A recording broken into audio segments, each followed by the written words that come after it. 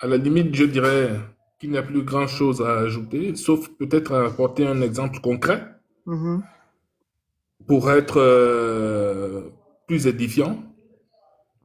C'est que concernant, par exemple, C'est vous le le monsieur retour, de Sénégal?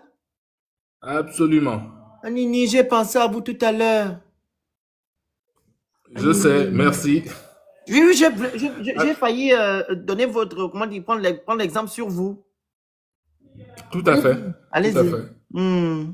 Et là, je vais être concret en donnant tout simplement un petit exemple pour illustrer les propos de tout à l'heure. Mhm, C'est que le président est arrivé ici à Dakar le 18 janvier 2024. mhm. Il a fait 3 jours. Nous étions l'accueillir à l'aéroport et tous dans l'euphorie du coup de libération ou du coup d'État. Mhm. Et dans ce mouvement-là, vous vous rendez compte que le président a bien parlé de l'affaire au niveau de son cabinet et même de la délégation qui l'accompagnait, puisque des confidences m'ont été rapportées, Mhm. des réunions qu'ils ont eues entre eux, et que par la suite, le problème de M. Ango a été porté à la connaissance de l'ex-président Macky Sall, Mhm. qui lui a donné les assurances que le problème allait être traité. Alors, mais de janvier à avril, il s'est rien passé. Et il a eu un nouveau président élu au niveau du Sénégal. Et depuis lors, rien ne se passe. Monsieur le Phénix, je voudrais juste dire, pour compléter notre compatriote tout à l'heure, c'est que j'ai suivi le discours du président hein, et je suis de très près. Dans son allocution, il appelle les Gabonais de la diaspora à retourner au pays Mhm. Allez pour investir. investir. Voilà, investir, c'est une très bonne chose en soi, Mhm. mais est-ce qu'il s'est rendu compte au départ des causes qui bloquent justement l'expression des initiatives privées au niveau du Gabon même, J'ai par les Gabonais? parlé ici, oui. On prend l'exemple de la douane, la justice, comme le frère a appris tout à l'heure, la sécurité. Voilà, C'est toutes ces exactement. choses-là. Voilà. Et y compris les différentes administrations qui sont impliquées dans les Effectivement, au divers ministre du processus qu'il Commerce, faut mettre en ministère du œuvre. Commerce, etc. Comment avoir comment on appelle ça, vos trucs qu'on donne souvent là? Alors, Les, et les, pour donner, les amendes, comment on appelle ça? Comment on appelle ça? Les brevets là, qu'on donne souvent quand vous voulez faire du business là, comment on appelle? les fiches circuits et Bon, autres, ça, c'est NPI. Par contre, quand vous faites du commerce, quand vous voulez voilà, faire un grand commerce, ou vous voulez exporter des choses, qu'on appelle ça, les agréments, c'est exactement. les agréments, Voilà, allez-y. les agréments, voilà. Donc, tout ceci est Mhm, très compliqué et très fermé en fait. Il y a toutes sortes d'embûches qu'il faut surmonter, alors que ça ne devrait pas être le cas. mhm. Ensuite, il faut aussi tenir compte du fait que, et ça, c'est quelque chose que les hautes autorités doivent entendre, c'est que je me pose toujours jusqu'à présent la question de savoir comment tout un président de la République est venu ici au Sénégal, sachant le problème de M. Ango. Son entourage, et notamment les personnes qui géraient les audiences, les multiples audiences qu'il a accordées à diverses personnalités et personnes, ils n'ont pas trouvé le moyen d'introduire la demande d'audience de M. Ango. Monsieur Ango, j'ai une question. Allez-y. Votre problème est dû à quoi en fait? Parce qu'il y a eu beaucoup de racontages par rapport Mais, à ça. C'était quoi? mais Oui. c'est une affaire simple. Ok. C'est tout simplement évincer une entreprise qu'on a, qu'on conçoit comme étant une entreprise concurrente. Ah, ok. Mais non, même si elle est concurrente, est-ce que c'est le fait que vous soyez gabonais? qui fait en sorte Mais il y a que vous mettez à côté. mais bien entendu, il y a de cela. Voilà, donc ça revient alors sur ce que nous disons tout à l'heure. Oui, Au il y a de Gabon, cela. les étrangers ont des grandes firmes et tout, ils font même venir des firmes d'ailleurs. Ils ne sont pas inquiétés. Mais regardez-vous, vous êtes allé au Sénégal, vous avez investi plus de 500 millions parce que vous Non êtes sénégalais. seulement je suis venu au Sénégal, mais j'ai d'abord voulu implanter mon unité au Gabon. Expliquez-nous, ça c'est une bonne chose. Expliquez-nous. Et j'ai tourné pendant 2 ans. Mon Dieu. Avant même de quitter Total. Parce que j'étais un cadre chez Total. Ah. Donc, j'ai mûri mon projet. Avant de quitter Total, j'ai tâté un peu le terrain au niveau des banques. Mais clairement, en 2014, je ne sais pas si les choses ont changé aujourd'hui, mais en 2014, le domaine, la filière dans laquelle je voulais investir n'était pas finançable au niveau où je voulais le faire au Gabon, par les banques gabonaises. Donc, elles étaient frileuses à investir dans les domaines de l'élevage, de l'agriculture.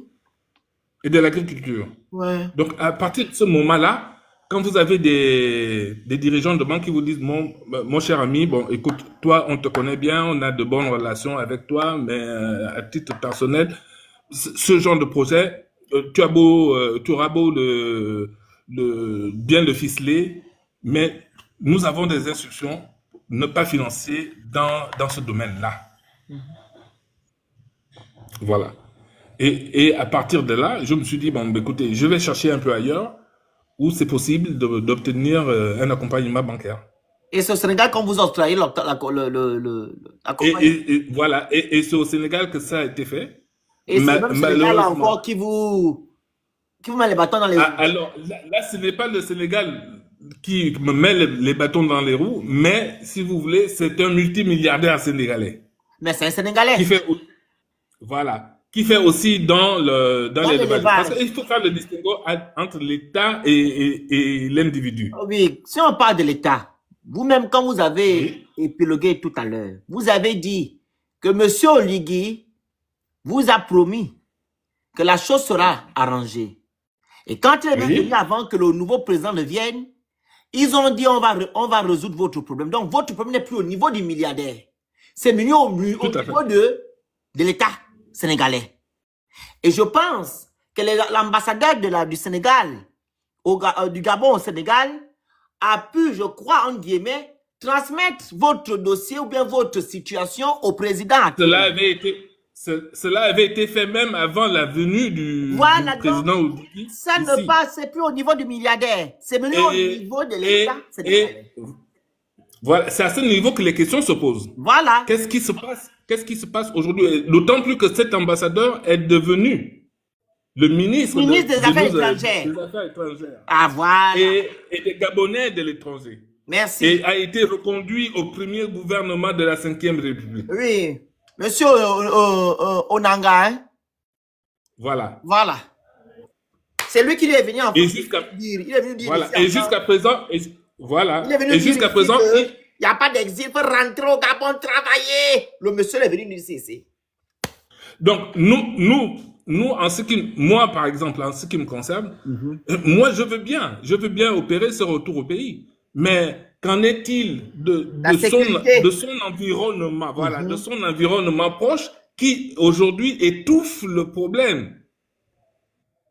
Parce que je me rends bien compte que, en fait, autour du président, il y a un mur épais de glace, de verre, qui empêche justement de l'approcher et de demander qu'est-ce qui se passe au juste, où est-ce que les choses bloquent, ainsi de suite. Mais on n'en sait rien et rien ne filtre, ne transpire. Aujourd'hui, c'est quasiment... Voilà. Est-ce que c'est nouveau? Vous pouvez parler ici quand il s'agit... Donc, en ce moment-là, il faut se poser la question de savoir, lorsque le président appelle les Gabonais de la diaspora à retourner au pays, mais est-ce qu'il se rend compte qu'il y a un cas qui est prêt à rentrer au pays et qui est empêché de le faire parce que ton problème n'est tout simplement pas réglé. Oh, ça fait mal. Et les mécanismes par lesquels ce problème reste bloqué, ces mécanismes-là sont toujours actifs et peuvent même, et donc aujourd'hui, on peut même imaginer que ces mêmes mécanismes agissent au niveau local, c'est-à-dire à l'intérieur du Gabon pour étouffer les initiatives privées qui voudraient s'exprimer.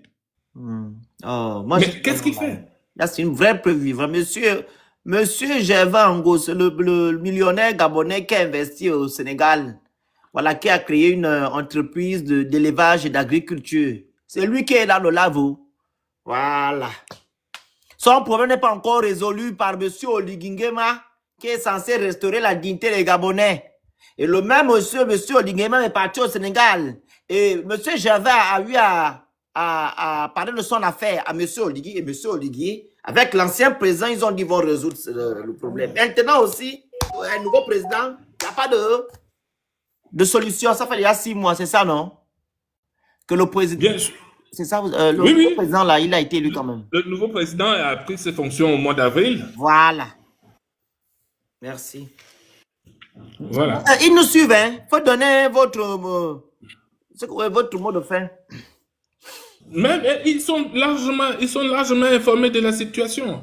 D'ailleurs, à la seconde visite du président de la République ici au Sénégal, lors de la manifestation ou la commémoration des événements de Tcharoy, j'ai signalé au service de l'ambassade que j'étais souffrant. Et effectivement, j'ai eu un petit malaise cardiaque qui m'a forcé à être hospitalisé. Mais malgré cela, aucun retour n'a été fait. Aucun retour. Aucun retour.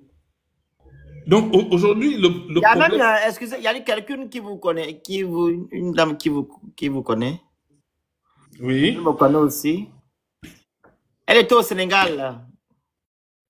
Elle est revenue de France. Oui. Vous voyez tout à qui fait. je parle?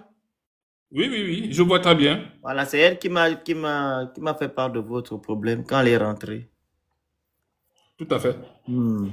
Donc voilà, aujourd'hui c'est sans suite. On attend toujours. Le pauvre. Et le problème c'est que on ne sait pas je ne sais pas comment faire aujourd'hui pour me retrouver en face du président de la République et voir avec lui ce qu'il propose. Il a demandé de rentrer. Mais on rentre comment? Papa, il a fait conférence. Moi, je vais te dire quoi. Parce que voilà la question. Tu veux rentrer au Gabon pour aller voir Oligui individuellement, on va te dire que tu es qui? Vu qu'il a parlé avec tous les entrepreneurs gabonais diasporeurs. Mais ils sont allés au Gabon. Mais mieux que ça, mon petit frère. Il est venu ici. J'étais à 0 mètre de lui. Figurez-vous que le 18 janvier 2024, quand il est arrivé ici, on est parti l'accueillir à l'aéroport je pense, autour de midi. En tout cas, on y était jusqu'à l'hôtel où il résidait, avec toute la délégation. Je suis resté à cet hôtel-là jusqu'à 4 heures du matin. Donc, j'ai vu entrer la première personne qui a été reçue en audience et j'ai vu sortir la dernière personne aussi. Donc, c'était fait. En fait, c'est un truc qu'ils ont fait comme ça pour ne pas vous recevoir. Voilà. Donc, et malgré mes 2 demandes d'audience, le comble, c'est que toute la délégation qui l'accompagnait savait que j'étais là. Oh, c'est méchant, hein? Et j'ai serré la main presque quasiment à tous. Voilà. Mais ils n'ont pas trouvé le moyen d'introduire un Gabonais au milieu des Sénégalais qui ont été reçus en audience par le président de la République. Ils n'ont pas trouvé le moyen d'introduire un Gabonais, rencontrer le président de la République du Gabon. Merci. Voici mes lives, voici nos lives. Voici la preuve vivante qui est là. Monsieur Gervais Ango, Oligui Nguema. Voilà. Voici et la manière dont je me suis débrouillé pour au moins serrer la main une deuxième fois, c'est que le lendemain, au petit matin, on m'appelle alors que j'habite très loin de l'hôtel. On m'appelle le matin, on me dit, Monsieur Ango, est-ce que vous pouvez venir, le président peut vous recevoir, est-ce que vous pouvez venir dans les 10 minutes qui suivent? Je dis, mais attendez, je suis au moins à 45 minutes de l'hôtel. Et si le président devait me recevoir, mais on aurait dû me le dire la veille. Parce que ça s'organise, ça. Ça ne s'improvise pas. Voici les choses du Gabon. Quand on parle. Alors, comme je savais que le président devait se rendre à l'inauguration de l'immeuble qu'on venait d'acquérir pour abriter les services de l'ambassade, ben, je me suis rendu à cette inauguration-là sans y être invité. Et heureusement que j'ai été quand même introduit. Et c'est seulement à ce moment-là que j'ai pu voir le président qui sortait de l'ambassade pour se rendre à son audience avec son homologue Macky Sall. Donc, c'est juste de passage sur le tapis rouge. C'est à ce moment-là qu'on s'est serré la main, mais rien ne pouvait se discuter. Et tu connais personnellement? Pas personnellement, du moins, autant que je l'ai vu. C'était un Ndibadu, comme ma grand-mère disait, un Ndibadu qui le saluait. Voilà. Voilà, parce que si... Mais on lui a quand même... mais son entourage lui a quand même dit que c'est Monsieur Ango. Et il a fait quoi? Rien. Il m'a serré la main. Les éléments du dossier qui m'opposent au protagoniste sénégalais, je les ai rassemblés dans une enveloppe que je lui ai remise. Donc tu as remis. Ils ont mis ça dans le tiroir. Voilà. Parce que monsieur Gervais, vous ne faites pas partie du cercle. Hein? Ok? Si vous faites partie du cercle de ces gens-là, vous pouvez avoir gain de cause. On ne doit pas se leurrer. Les choses n'ont pas encore changé dans notre pays et les choses ne changeront point tant que ces gens-là sont là. Vous comprenez? Monsieur Oligui ne peut pas nous demander, nous, à la diaspora, d'aller reconstruire le Gabon, sachant que, comme vous l'avez dit, est-ce qu'il y a la sécurité qui a été mise en place pour pouvoir faire en sorte que ces Gabonais-là qui veulent investir puissent être dans les bonnes conditions? Rien. Voilà. Mais il n'y a pas que le président, hein. Il n'y a pas que le président. Vous savez, non, moi je parle du président, le reste, c'est pas mon problème. On va essayer de tout se dire. J'ai rencontré monsieur le Premier ministre ici, monsieur Raymond Dansima. Lui va, attends, monsieur. Je me suis présenté à lui. Monsieur Gervais, excusez-moi. Oui. Quand vous regardez monsieur Dansima là, il prend quelles décisions là-bas? Vous n'avez pas vu que M. Donsema était là pour accompagner Oligui Kounia. Quand Oligui prend la parole, est-ce qu'il parle de comment on l'appelle, du Premier ministre? Oligui m'a dit c'est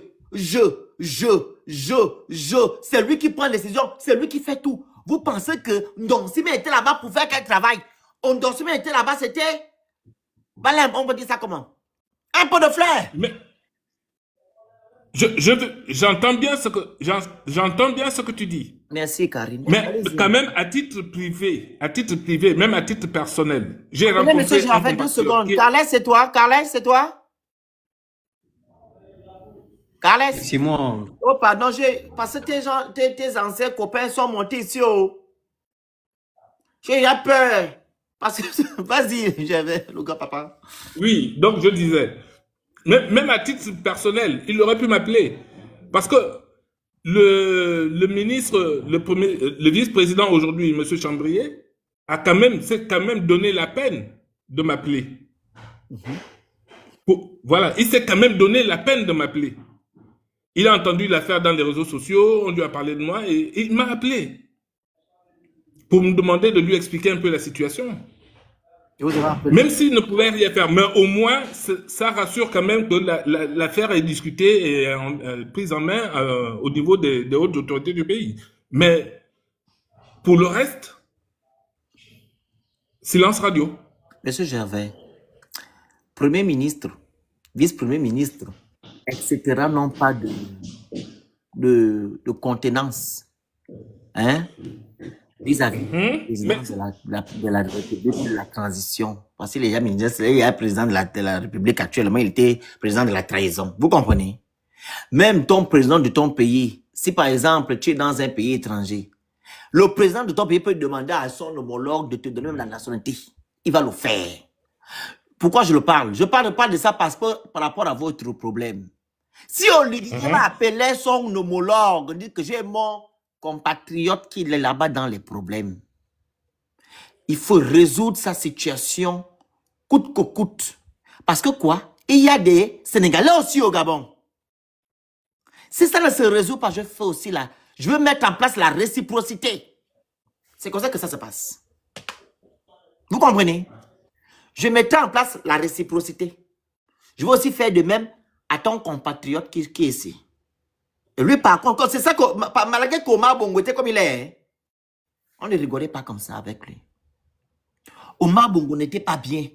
Mais ce côté-là, venu manquer de respect ou bien manquer de respect aux Gabonais à l'étranger, et vous, vous êtes au Gabon, non, il dit l'avion, vous retournez chez vous. On n'a plus cette poigne-là. Vous comprenez? Donc, monsieur Oligui Nguema devait dire à son homologue que mon frère gabonais qui est là, le ressortissant gabonais qui est dans ton pays, il est passé par les normes pour pouvoir ouvrir son entreprise. C'est même plus une entreprise, c'était un gros, on appelle ça, tout ce là, c'est quoi? C'est plus grand qu'une entreprise, non?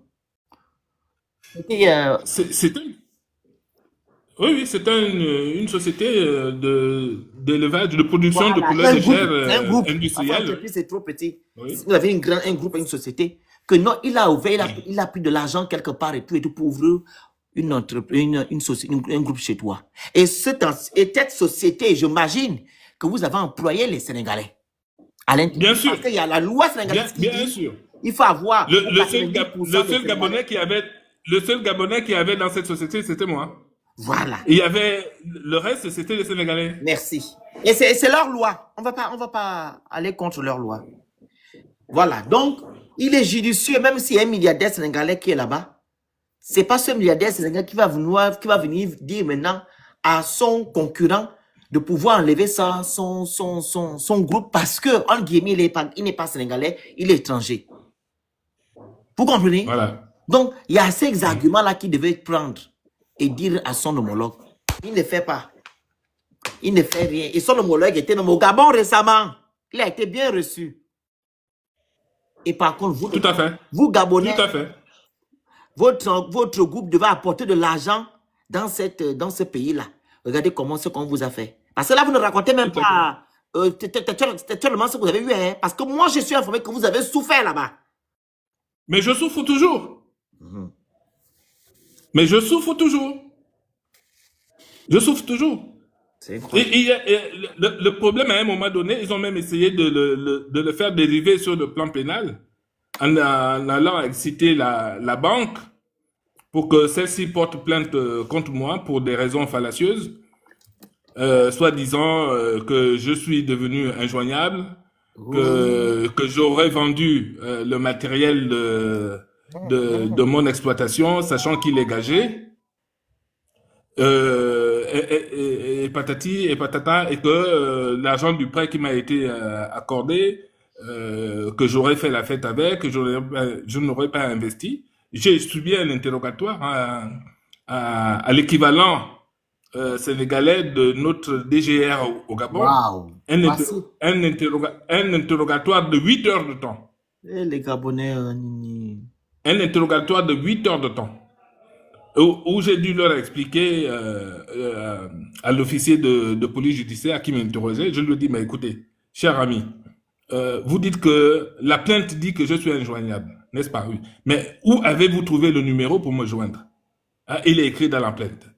Mais je dis, mais comment se fait-il que le numéro qui est écrit dans une plainte, qui dit en même temps que je suis injoignable, vous arrivez à me joindre avec ce numéro-là? Il y a un problème à ce niveau. Les Gabonais devaient nous traiter de xénophobes. Ensuite, on me dit que j'aurais vendu, que j'aurais fait la fête avec l'argent qui m'a été prêté par la banque. En ce moment-là, j'ai restitué un tout petit peu la responsabilité. Je leur ai dit, mais écoutez, déjà, la somme que la banque me réclame aujourd'hui n'est pas celle qu'elle m'a prêtée. La banque m'a prêté 140 millions de francs environ et m'en demande quasiment plus de 200 aujourd'hui. Bien. De ces 140 millions de francs dont j'ai disposé de la part de la banque, je lui ai sorti un rapport d'expertise immobilière qui est qui a été réalisé par un expert immobilier ici au Sénégal, qui est agréé à l'OADA, qui est agréé par la banque en question même, la banque qui m'a prêté les sous, qui est également agréé par le protagoniste contre qui je me bats actuellement. Et cette expertise immobilière prouve que l'investissement immobilier déjà réalisé excède la somme de 300 millions de francs.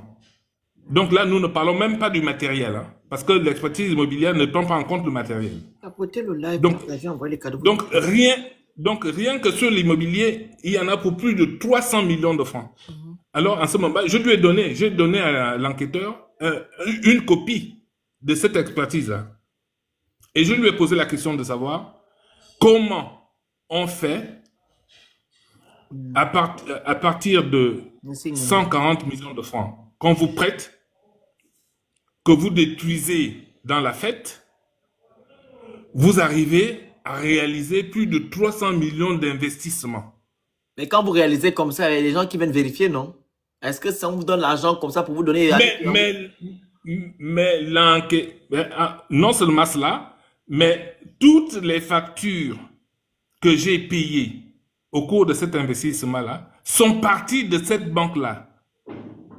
Voilà. Donc, tous les virements que j'ai effectués, c'est-à-dire que l'utilisation des fonds est parfaitement traçable. Elle est vérifiable, c'est tracé.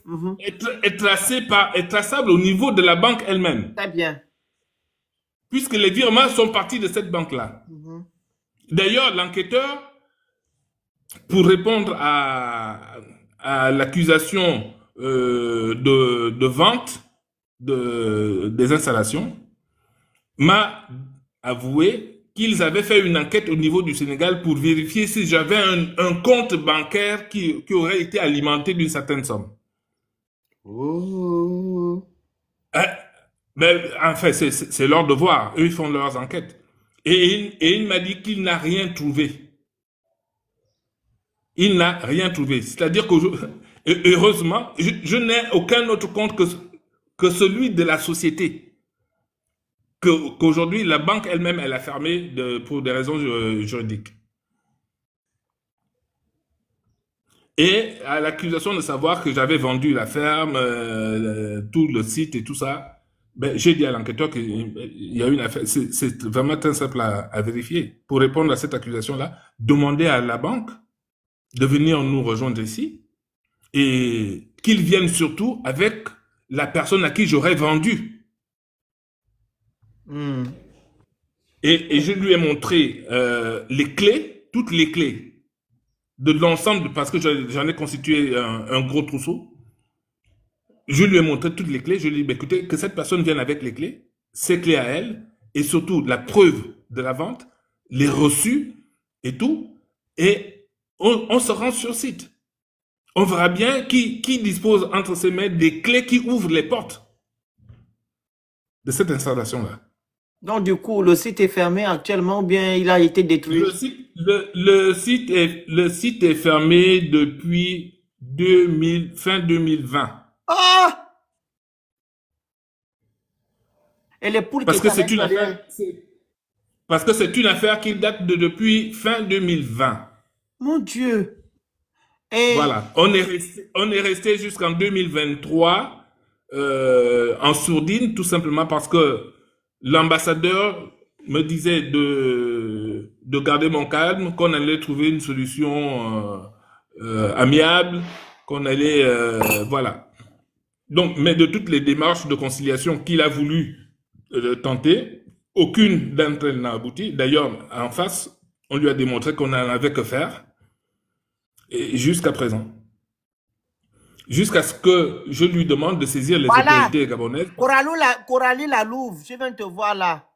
Maman Kounabéliste. Ton parent Oligui a dit aux Gabonais de venir pour venir reconstruire le Gabon. Voilà maintenant, j'avais Ango, un grand entrepreneur gabonais vivant au Sénégal. On a fermé son groupe.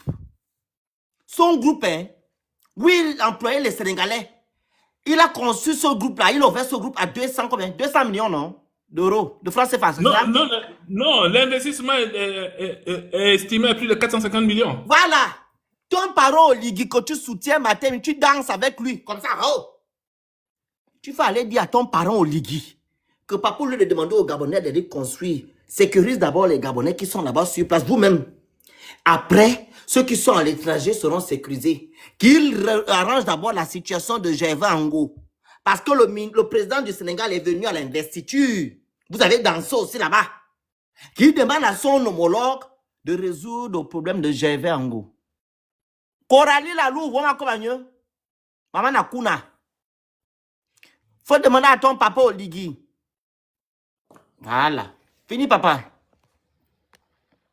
Donc aujourd'hui, on en est un peu là. Et moi, ce qui m'écoeure le plus, c'est en fait c'est le manque d'empathie et tout le désordre qui se fait autour de cette affaire-là. En tout cas, les propos qui me reviennent du style, mais qui l'a d'abord envoyé là-bas. Mais ces gens-là ne savent même pas de quoi ils parlent parce que ils ne connaissent même pas les conditions qui prévalaient au Gabon au moment où je suis parti.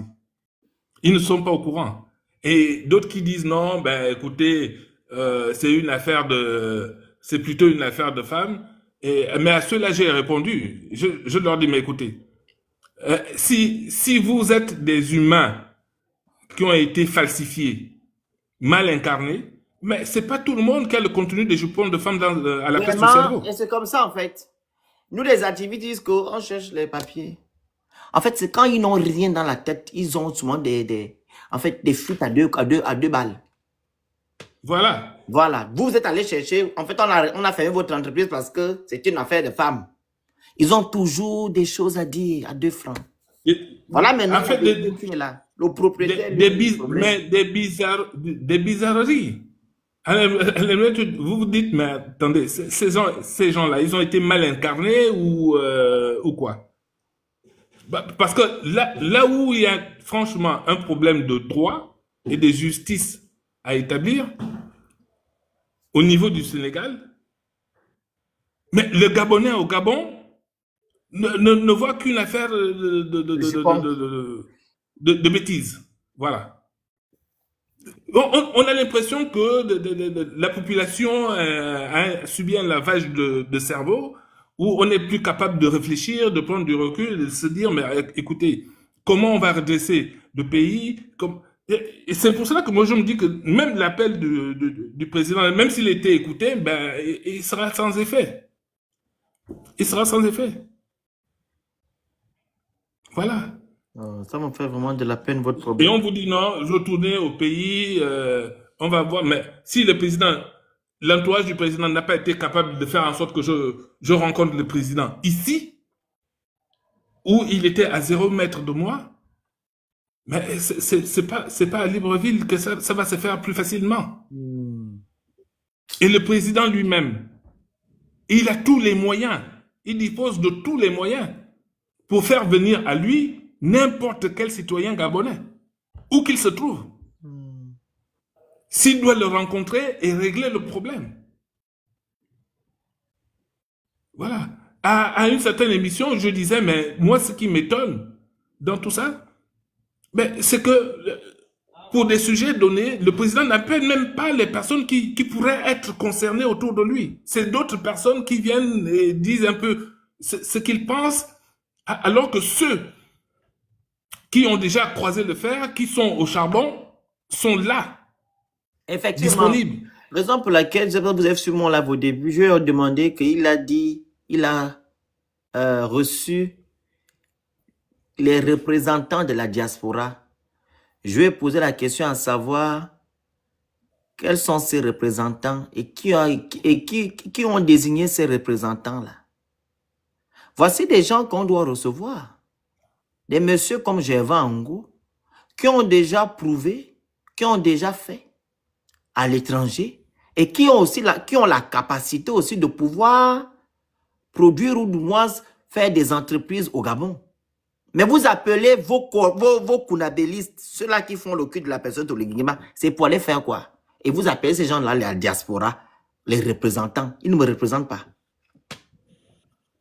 Quelqu'un qui me représenter, c'est M. Ango, parce que je sais que non. Si j'ai un problème, M. Ango peut me prendre dans son travail, je vais travailler, j'ai un salaire pour résoudre mes problèmes. Mais c'est pas ceux-là qui vont à l'ambassade, seulement quand Oligui arrive, ils vont s'asseoir. Ou bien quand on envoie de l'argent depuis le Gabon, ils vont dispatcher, comment dire, partager ça à Paris. Et ils commencent à appeler les gens que non, venez, on va faire des mouvements pour qu'Oligui puisse être bien reçu. En créant des groupes. Il n'y a que les gens là qui étaient là-bas. Hein. Voilà. Mais c'est lamentable. Poursuivez votre propos, comme ça on va donner la parole à quelqu'un d'autre. Ah, mon cher petit frère, c'est compliqué. Donc, je vais peut-être arrêter mon propos à ce niveau-là. Oui, je vais prendre votre partie, je vais publier ça. Hein. Je vais prendre la partie là, je vais vulgariser ça sur Internet, ok? Voilà, ok. Courage. En tout cas, merci pour ce temps de parole et comment dire,